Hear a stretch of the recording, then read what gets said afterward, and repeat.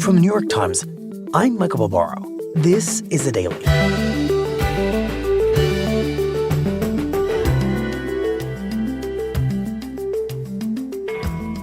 A few days ago, when passengers set off on a deep-sea expedition in the Atlantic Ocean, they were on board a vessel that many experts had already concluded was dangerously designed.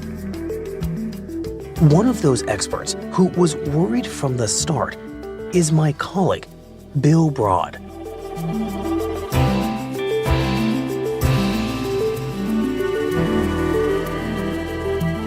It's Thursday, June 22nd.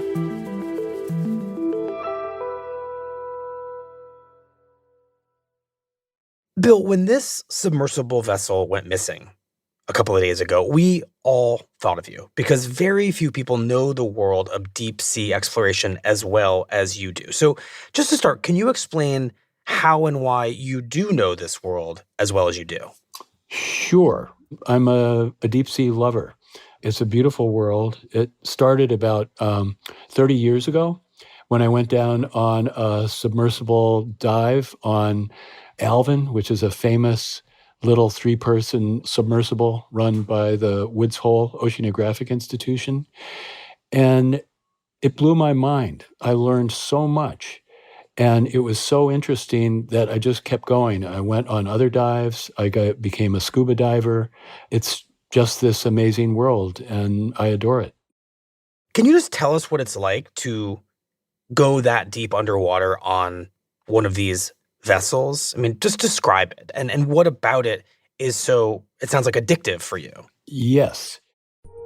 We went down, down, down, a mile and a half, and the daylight faded, and it was incredibly dark. And you're in this cramped little sphere with 2 other people peering through this little porthole, which was, about 7 inches thick because it's withstanding the incredible growing pressure as you go down deeper and deeper.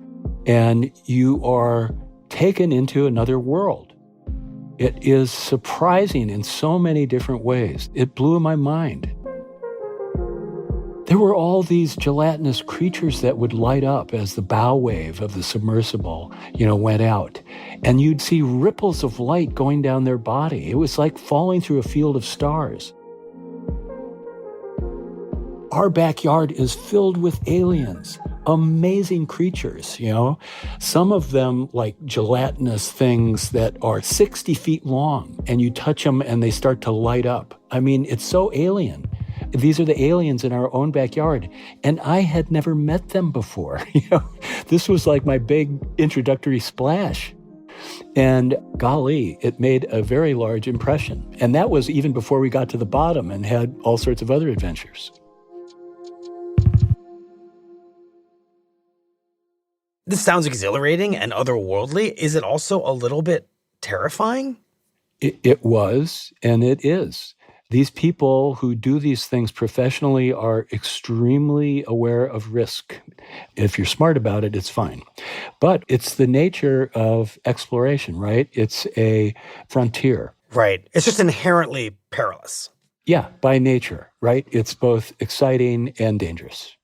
Bill, how popular has this kind of deep sea exploration become? It's become hugely popular. Aloha! Welcome to Atlantis Submarines.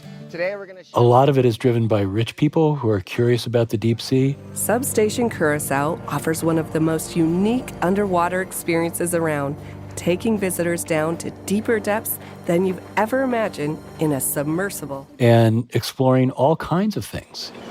Titanic was amazing. You can't believe that you're there. Including relics like the Titanic. It's no longer just something in your imagination or something you tried to picture. It's the real ship. There are dives happening all around the globe.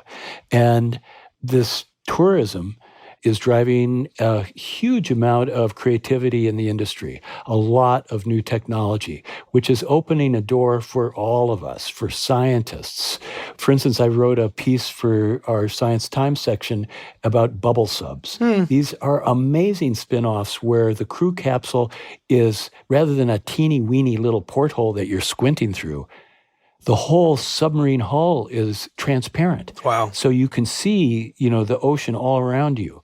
So now scientists go down and they're discovering things like, oh, these creatures are communicating with each other with light over hundreds of feet or meters, right? Things that they had no idea before because they just couldn't even see them.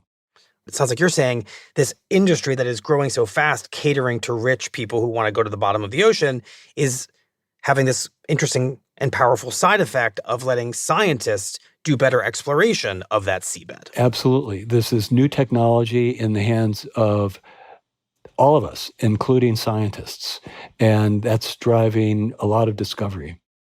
And where does OceanGate, this company behind the vessel that we are all now paying so much attention to, how does that company fit into this story you've been telling about this explosive growth in deep sea exploration? Right. Well, I am a known character in the oceanographic community because I went down on Alvin. I wrote a book, The Universe Below, about all this stuff. I wrote lots of articles for the Times about different undersea discoveries and explorations. So OceanGate, when it started coming into existence, reached out to me. That was 2019. They were just doing their big testing of their big new submersible, and they wanted the world to know about it. And what did you make of their outreach to you, these pitches, and what was your response? I was immediately skeptical. Why? Well, because what they were proposing was extremely novel. They were making a very, very, very deep diving submersible out of materials that were not industry standards. When I went down on Alvin, it was a solid titanium sphere. This one was different. It was two separate materials, titanium and carbon fiber, this material that you use in aerospace applications and jet planes, but it wasn't a standard material for the deep sea. And they said, well, that will reduce the weight, which will reduce the costs, implying that those cost savings were going to be passed on to consumers and people that wanted to go diving in this submersible. And the danger is that the pressures as you go down in a submersible, and as this submersible goes down, just skyrocket. It's very, very hard to conceive how heavy ocean water is. But you get down there at the level of the Titanic, and it's 3 tons of pressure per square inch. And this is a very, very large submersible, 22 feet long. So just think of all that pressure. It's like a Empire State Building worth of lead pressing down on you, trying to crush you, right? And that's the big danger. Because they're not going with the industry standard, they're doing something that engineers hate. Their dictum is, if it ain't broken, don't fix it. They're so conservative because every time you change something, you introduce new factors that you may understand or you may not, right? New variables in the equation. And this vehicle had a lot of new variables. Well, just explain that. What other variables were there that raised red flags for you? Well, they were cheap, cheap, cheap. When I went down in Alvin, it felt like a little bit like you were in a spaceship. There's so many, controlling dials and, banks of switches and backup systems and all this stuff. And the controller for OceanGate's submersible is an Xbox controller, right? That's been adapted to, undersea work. Do you literally mean an Xbox controller, or are you being a little bit hyperbolic? No, they used, at least in past voyages, an Xbox controller, this little off-the-shelf device that they adapted to their deep-sea expedition. And there's other signs of them doing it on the cheap. They don't seem to have the redundancies that you need and want in a submersible. Communication backups, lighting backups, battery backups, every kind of backup. That seems to have not been part of their game plan. And that can become dangerous. It raises the risk. And the thing that really gets me is they didn't get this submersible certified by the standard industry groups that do this, like Lloyd's, big companies that have been doing this for hundreds of years. The maritime industry lives and breathes on the certification process because the risks are so high because the pressures and even just the corrosiveness of seawater. Most submersibles are certified by one of these companies, but not OceanGate's. They just decided that they didn't need it? They explain their rationale on their website. They say that they are so innovative that these groups just can't keep up. But I think many people in the industry would say that the innovation is precisely the reason that they should get certified. Verify that they are doing something safe and secure and trustworthy. In reality, it's probably just another cost-cutting move, another way to cut corners. Certification is a lengthy process and a costly one. So it adds to the long list of ways that the company was skirting convention as it was coming up and creating this deep diving machine. So, Bill, in almost every way, OceanGate from the get-go is kind of doing things on the cheap, which is raising red flags for you. I'm curious if other experts share your concerns as this company is emerging. Absolutely. And it turns out that in 2018, before I even start getting emails from OceanGate, top leading figures in the industry are writing the company to say that they fear for safety with this innovative vessel. Wow. They exactly address this point of the need for certification. And these are not junior players. These are leading people in the industry taking on this new company. Right, because they basically fear for the safety of anyone on this kind of vessel. Yes, they do fear for the safety, but they fear for themselves too, because they're all in it together. So they are bringing this front and center as something that could hurt the industry, not just a company.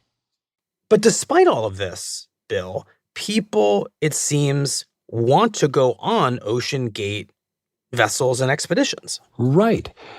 And it's because they don't know what we know now and what I, as a deep sea reporter and a science techie, discovered when looking at this company. They see just the glitz and the glory and the glamour of going down to the Titanic. The company's done this over and over. This is their third season of taking dives down to the Titanic.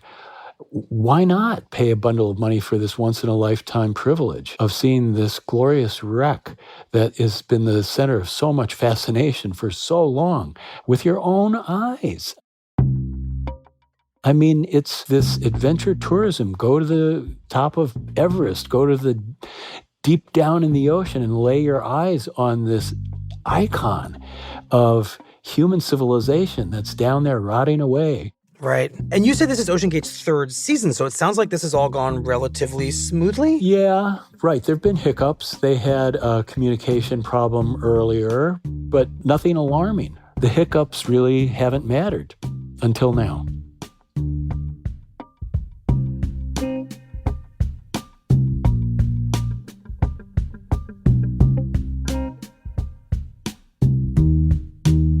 We'll be right back.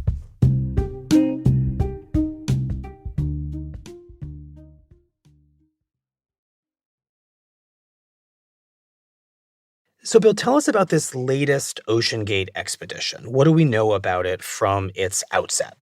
Right. We know that this Titan vessel that OceanGate runs can take 5 people down, and there were 5 in this case. The paid-for seats were very expensive, $250,000 apiece. Wow.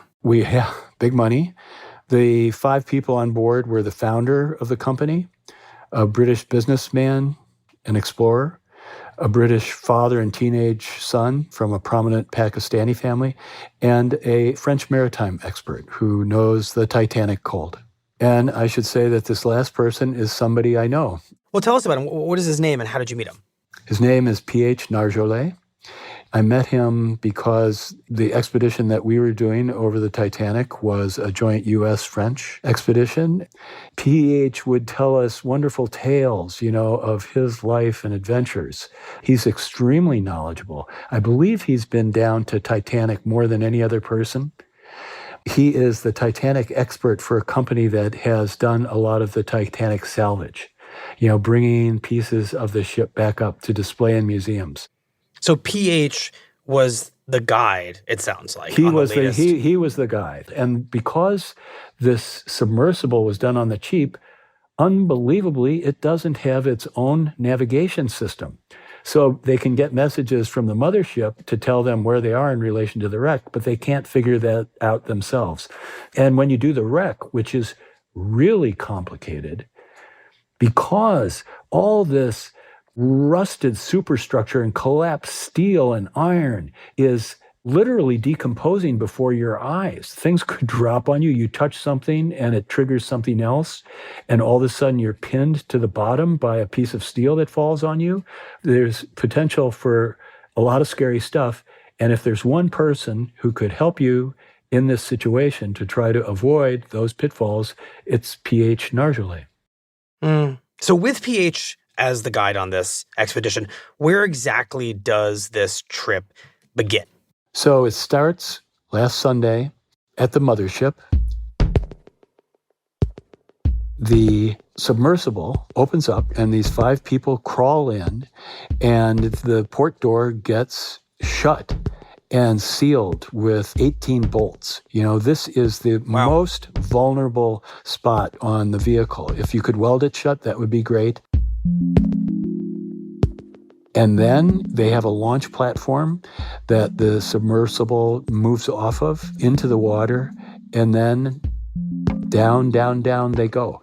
Very slowly. This is not an expressway because you're monitoring the health of the submersible very carefully, the stresses and the strains as these pressures, huge pressures, build up and up. It's about 1 mile per hour. The Titanic is down 2.5 miles, so that means it's going to take about 2.5 hours to get down there. Wow. It's a long, long voyage. You kick back, and here we go. And then something goes wrong.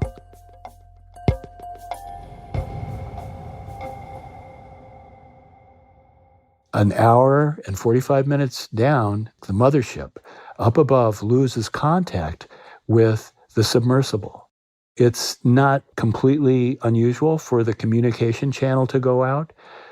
So it's happened before. Let's hope for the best. So when do things become more serious? And when does the idea that this might just be a routine loss of communication become something else? Well, on the mothership, they're all waiting, hopefully, for this thing to come back.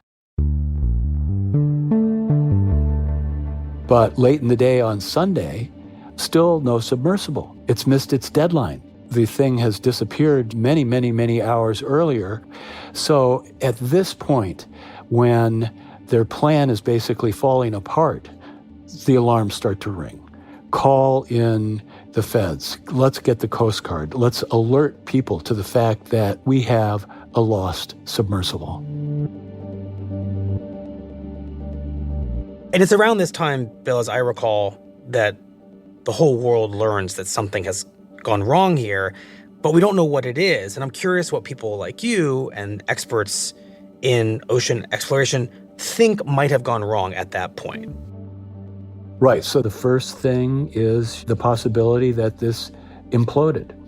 It's like an explosion in reverse. Everything collapses together really quick. But then you say, well, maybe, they made it down there and they're stuck under some of the wreckage. They've got a lot of oxygen and they've got days to try to work this out. So let's get every piece of equipment down there and hope for the best, right? Let's make a huge, unprecedented effort to rescue people if they can be rescued.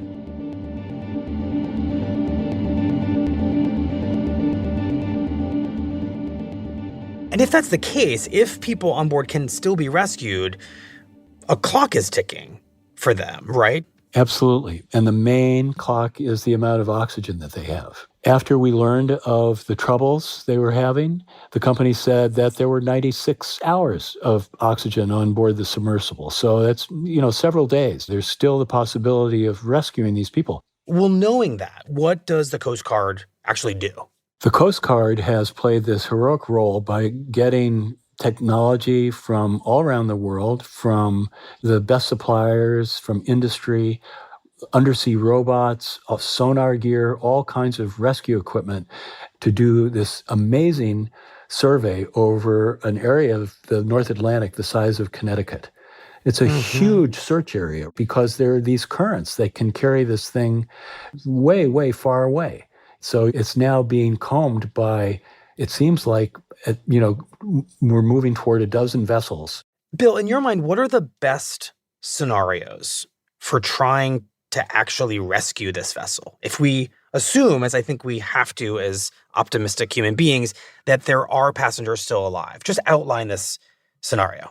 Well, for me, the best would be that they got stuck in the Titanic wreckage. It's not serious stuck, but it's enough to keep them there. And an undersea robot is lowered from a surface ship and gets down there on a long tether, down to the Titanic, down to the sub, and lo and behold, these people on the surface who are looking through the robot's eyes, and they say, oh, look, all we have to do is just knock this thing loose. Knock this thing loose, move that piece of Titanic scrap so that they can get up, right? There are happy endings here. And we have probably some of the world's best, smartest people and best technologies working this problem right now. So I think it's premature to rule out anything at this point. We just can hope for the best. And just to explain when we're talking, it's about 1:30 p.m. on Wednesday. What exactly do we know at this particular moment? Have there been any developments we should just talk through?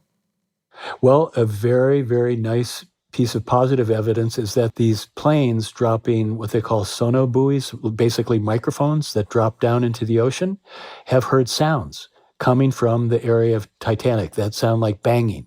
Sounds like the kind of things that a person trapped in a submersible would do to try to let people know that they're trapped. And that's a hopeful sign. So they're focusing in on that to try to see if that, in fact, is the submersible and not some random piece of Titanic that is falling and that we're hearing. And if so, get on with the rescue. Mm-hmm. I'm curious about how worried are you at this point, this many days and hours into this, about the people on this vessel, including, of course, PH, this person you know pretty well? I'm pretty worried. I mean, I think it's a slim chance at this point. It's getting slimmer with each passing hour. But think of Apollo 13. What were the chances that it was going to make it back to Earth? Very slim. Very slim. Did they make it back to Earth? Thank God.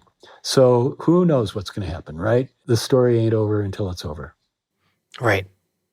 It feels like no matter what happens to this vessel, Titan, and those on board, that this is going to have a real impact on this world of deep sea exploration that you know and love so well, and that has been growing so fast, and has all kinds of real upside for scientists and environmentalists. What do you think that impact is going to be? I think it's going to have a chilling effect. I think it's going to make people think twice. That's going to be the near-term effect. To the extent that that becomes a long-term effect, it'll be tragic. Tragic why? Because the more people that get down, the better scientists that get down, the more we can learn about the ocean, this fantastic riddle that composes 70% of the surface of the Earth, the better we can take care of the planet, take care of the ocean, right? It's the planetary lifeblood. And so I worry about a chilling effect stopping that. But I think constructively, the bright silver lining of what is a tragedy, and let's hope they're rescued, but it's still, a disaster, is that there's regulatory possibilities.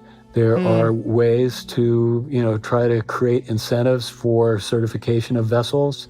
You want to up the game now that we know that it could turn so bad so quickly. And, it's the human spirit, right? I mean, we don't crumple, we get up and try harder. Did people give up on ocean liners after Titanic? No, they kept getting better and better and better, right? And safer and safer and safer. And guess what? That is ultimately going to be the end game. Submersibles will get better. This industry, if it takes a hit, will bounce back, and more people than ever we'll be learning about this wonderful, mysterious world in our backyard.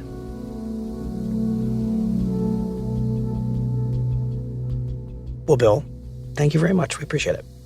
No, Michael. Thank you.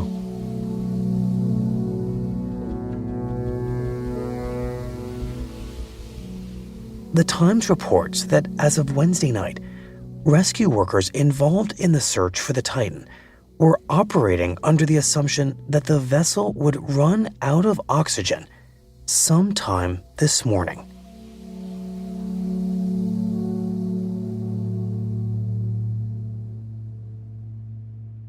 We'll be right back.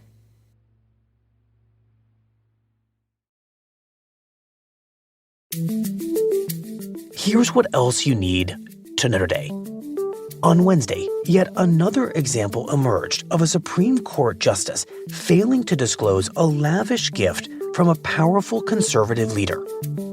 ProPublica reported that as part of a luxury fishing trip, Justice Samuel Alito was flown to Alaska on the private plane of Paul Singer, a wealthy hedge fund manager and Republican donor.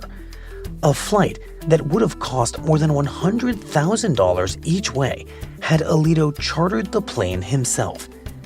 Later, Alito participated in several Supreme Court rulings involving businesses controlled by Singer, rather than recuse himself.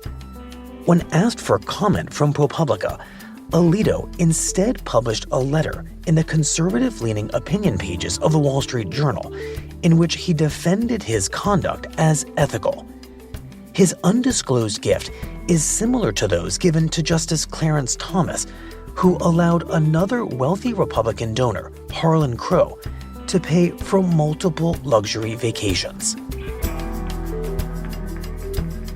Today's episode was produced by Sydney Harper and Luke Vanderploeg. It was edited by Liz O'Balin and Lisa Chow.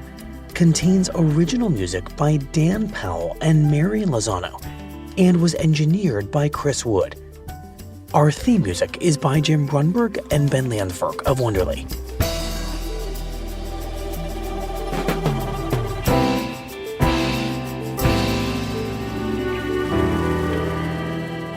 That's it for the Daily. I'm Michael Barbaro.